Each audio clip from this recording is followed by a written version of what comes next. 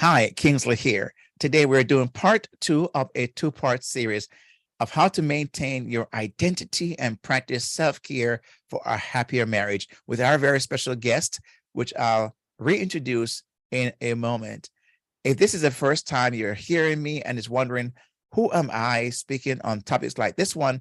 Let me quickly introduce myself. I'm Kingsley Grant, a licensed marriage and family therapist and a certified relationship coach, having counseled and coached hundreds of couples over the past several years and having been married for almost 4 decades. I know it's a gift why I'm looking this way. So because of that, I'm able to talk about topics like this one with great confidence, as you can just imagine. Now, let me also recommend that you listen to my podcast at happiermarriagesecrets.com/podcast and or read the blogs that are there at happiermarriagesecrets.com/blog, and you'll be able to see a lot of my thoughts and read a lot of my thoughts and listen to a lot of my thoughts on topics like this one. And remember now, at the end of this video, I'll share with you how to get a free ebook on the topic of the 5 secrets to your happier marriage, the marriage you've always wanted and so deserve. And so you'll be able to get that in the all the links will also be provided below. Before I introduce or reintroduce our guest, make sure you smash that subscribe button, hit the like button, and click on the notification bell so you don't miss any of the videos posted on this channel. And now today, again, we're speaking to our guest as I introduced in part 1. And if you have not listened to part 1, make sure you make your way over there and listen to part 1, because where we're picking up today is when I asked Georgia this question about forgiveness and how do we proceed? How do we get ourselves into a happier marriage, especially when they're being hurt and they're being pain and the marriage is really struggling because one person is stuck at that point. So I asked her the question, how do we then manage to get past that? But again, you're going to hear Georgia's answer in a few moments. Again, Georgia is a licensed marriage and family therapist, and she's a speaker and dedicated herself to working with families and individuals, helping them be able to navigate the struggles in their lives and help provide skills for conflict management and communication and how to have healthier coping skills. And that's who she is. So when you hear her answer to my question about how do we proceed after there's great hurt in our relationships, in our marriage, how do we forgive? What role does forgiveness play? And that's the question I asked her at the end of part 1 of this 2-part series. And she's now going to answer the question. So here we go. Again, Georgia, take it from here to you. Give us your answer on how do we move forward and get past the hurts? And what role does forgiveness play in this process? Take it from here and give us your answer. What might be the next thing they need to do then to begin to start healing or even to push this relationship to what I call a happier state? I think what came to my mind just now probably might not sound too kosher. Because okay. Like you said, there is hurt. I am hurt and I'm angry. Yeah. But truth be told, I think the one thing that I know, there are probably other approaches that people could take, but the one thing that I do know is often very effective is being able to put your feelings aside and probably ask your partner, how can I help you? Like, because I'm realizing when you're under stress, things begin to spiral and I get sucked into whatever it is. So yeah, I'm dealing with hurt right now, but I want to know, how can I help you when you're in this space and things begin to spiral and then it begins to affect the relationship itself? And that person is then able to give you some clue, maybe some insight, or maybe it's an opportunity to have a conversation because maybe the person doesn't really know because they never thought about it. Yes. Right. And so we think of emotional safety. That's one of the things I help my clients to kind of identify within the context of their relationship. What does emotional safety look like? And I've always said to clients, don't make assumptions for your partner. Your partner is the one who is able to tell you specifically, for me to feel emotionally safe in this relationship where I could be my most vulnerable self, I need these things from you. So let's have that conversation about what emotional safety looks like and what is it you need from me to help put you in that space so that rather than we're us going after each other in when something comes up, we're able to actually sit and lean in with curiosity, as we talk about all the time, or exercise that empathy that's needed. Because if those aspects or those components are missing, you're always going to end up in gridlock. You're always going to end up, like I always say, the conflict is sitting at the side watching what's going on while we're tearing each other apart. I really like what you said. And I think, I agree 100% that the idea of putting aside your emotions and setting that aside for now, because if you're going to change what's in play, Yeah. you got to do some things different, because what got you here would not get you there, right? Exactly. So the things that you are doing that have gotten to where you are, if you keep on doing them, you're going to get the same results. And you're surprised. Exactly. Nothing is changing. Nothing will change unless you change some things, right? Nothing changes, nothing changes. So here I find where people sometimes, and I love how you framed that, was the empathy and the curiosity, right? To lean into the other person and realize, maybe I need to be more other-centered here. Let me just kind of see what my partner needs. How can I come alongside? How can I help? And surprisingly, that may be all it took to transform that relationship. That's one question where the person felt like, finally, I'm not invisible. You've seen me, you've heard me, you've acknowledged me, and I heard too, right? That's how they kind of hear it and receive it. And so they're now able to lean towards you, and possibly the reciprocity occurs, right? So where does forgiveness fit into all of this, or if at all, would this be the time for the healing to take place? And what would that look like? The offering of it, the receiving of it, and so on. Well, forgiveness, we know from a Judeo-Christian standpoint that that's something that's always advocated. Forgiveness is like the motor oil in your engine. If that's missing, you're gonna have a lot of friction, and it's gonna be very hard. And it's gonna be very hard for you, right? Now, I will say that forgiveness and the process of healing is still subjective. Yeah. Because how dare I say to somebody, you need to just get over it. You need to that's not how it works. Just like the grieving process, people grieve in their own ways. People recover in their own ways. They recover at their own speed, at their own time. What I think is most important is that you're working towards that. You're moving towards that. So is forgiveness crucial? It is. How it plays out now is going to be a different story. For some people, it may take some people could just get over things real quickly. And for other people, it will take some time. I think what's one of the worst things a partner could do is to say to the other who's been offended, you need to forgive me, or you need to get over it. You're already sinking the ship right there. Okay. Give that person time. And forgiveness may also involve people. They may have to ask you questions over and over again, because that's a part of their healing process.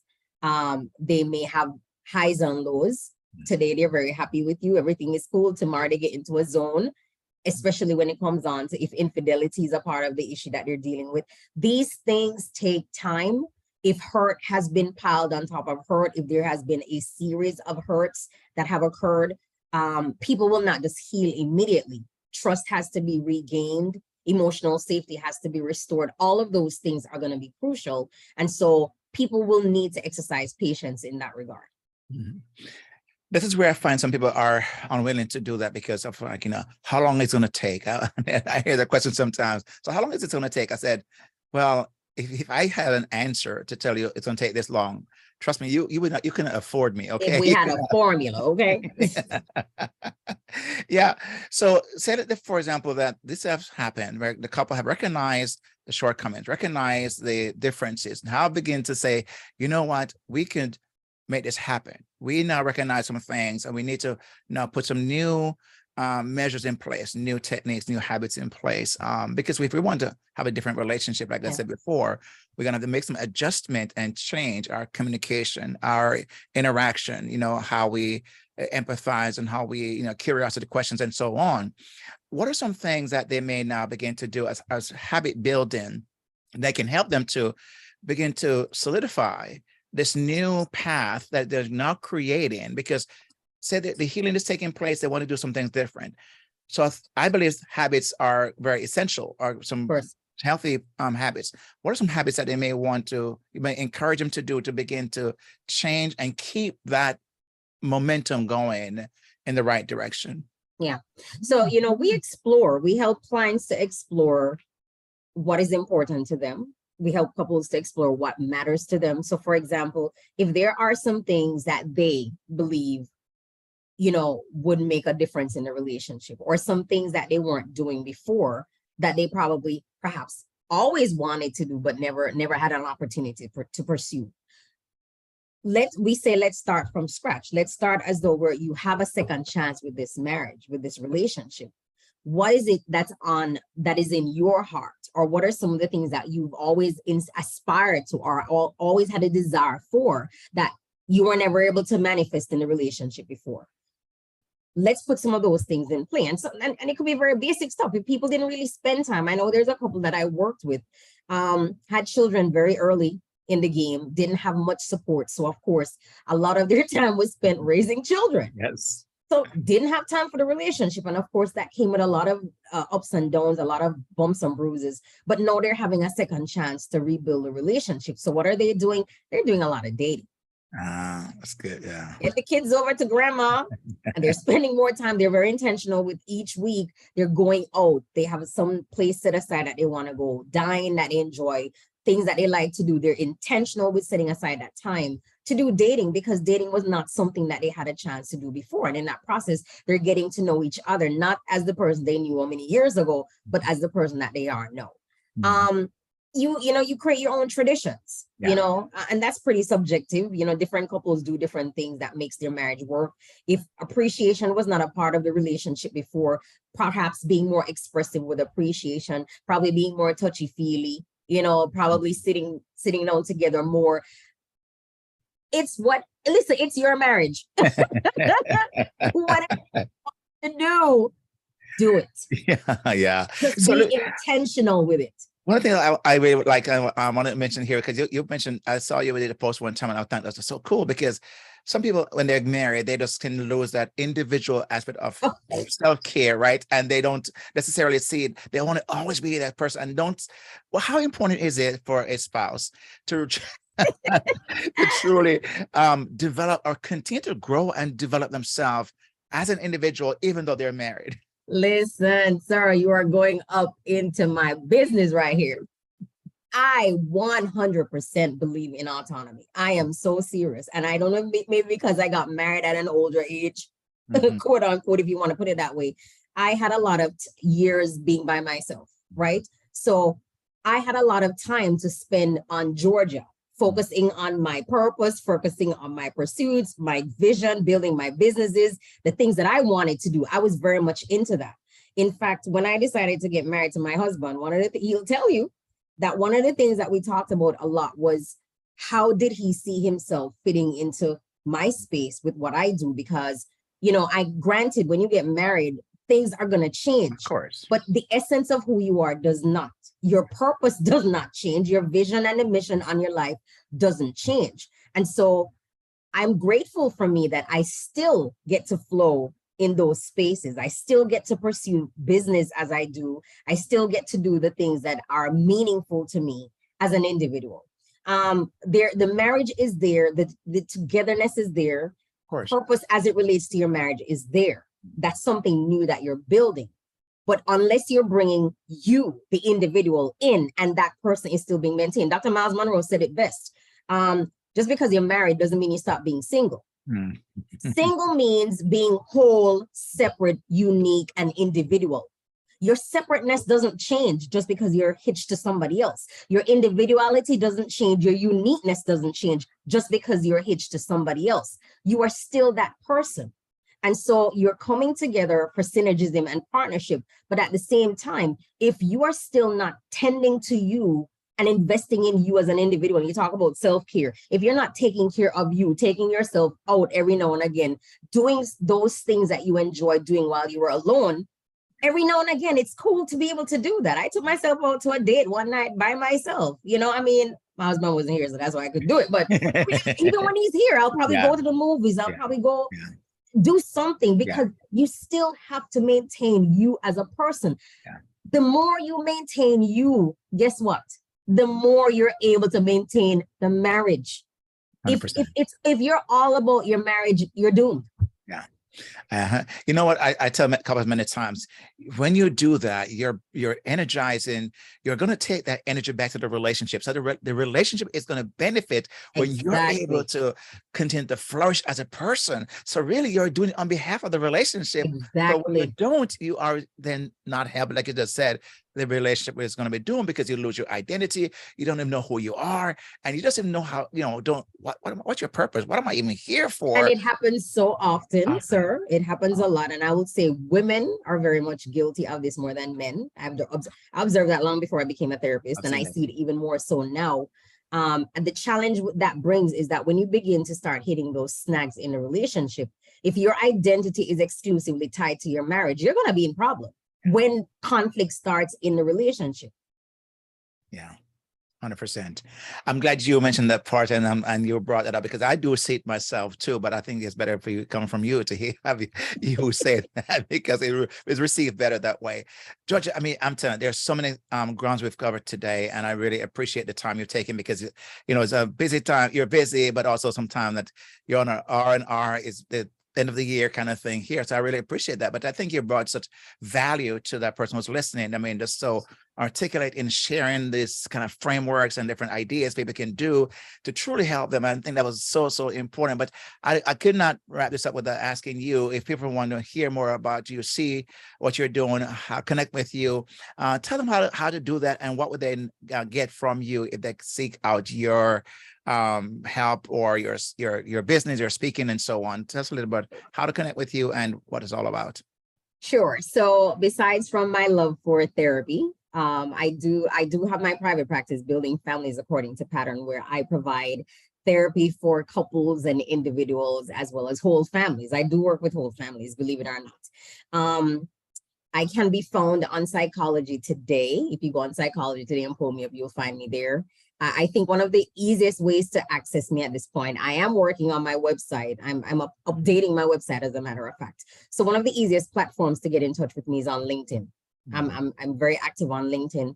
There's a newsletter that I actually put out I try to put it out every 2 weeks that's focused on mental health and just kind of bringing some of the conversations I have in the therapy room into the mainstream, because we know, sir, that there's still that stigma attached to mental health, and we want to break that down. So that's my way of helping to make the conversation about mental health and relationship health as normalized as possible. So you can find me on LinkedIn at Georgia Bryce. You can find me on Facebook, Building Families According to Pattern, very active on that platform as well. And then, of course, again, if you're looking for services in terms of couples therapy or family therapy, I can be reached at Psychology Today. I make therapy fun. I'm not your typical therapist. I really am not. My background is engineering. So listen, I didn't come up the ranks through the psychology and humanities ranks. I came up through science and engineering. And as much as I'm a therapist, my bent is still very much an engineer. So it's different. It's different, but it's unique. But I find that what I bring to the table, it works. It works well with clients. So definitely doing therapy with me is fun. My clients, I believe in empowering people. It's the idea of I don't teach you I don't give you a fish. I teach you how to fish so that when you run into other issues, you have a set of skills that you cultivated in therapy that you're able to reach for without, unless all hell is popping loose, you probably won't need to come see me again for a while. So those are some great platforms. LinkedIn and on Facebook are great platforms if you needed to reach me. And Bryce is with a Y. Yes, Bryce. Okay, that's so correct.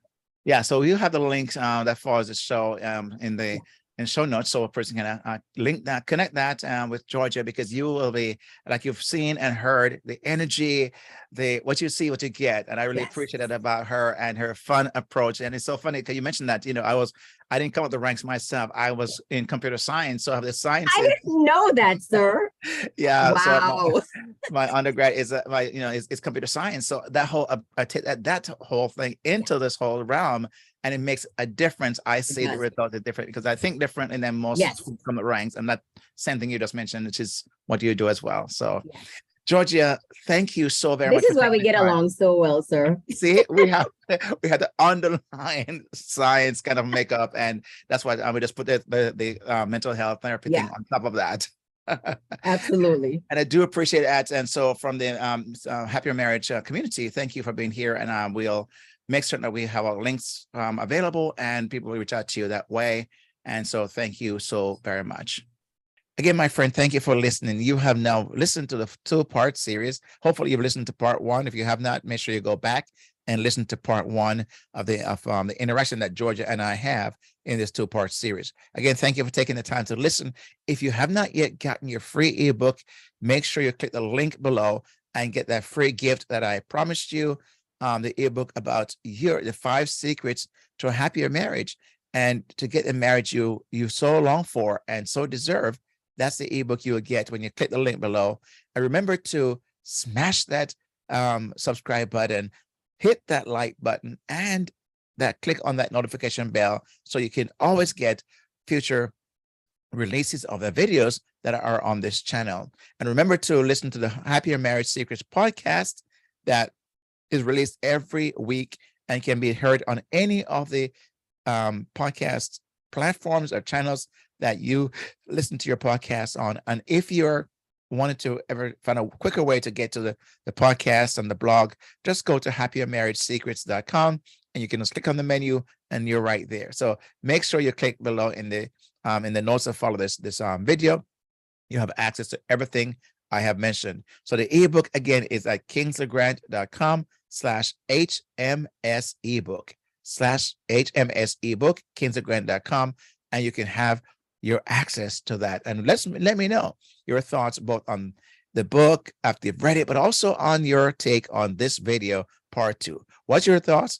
And Georgia and I would love to hear your thoughts on what you heard, what came to your mind, what was triggered, what prompted, whatever you experienced. Let us know. We would sure be happy to hear from you. And if you have a question, to also answer. Again, so thank you, my friend, for listening, for watching. With that said, peace out.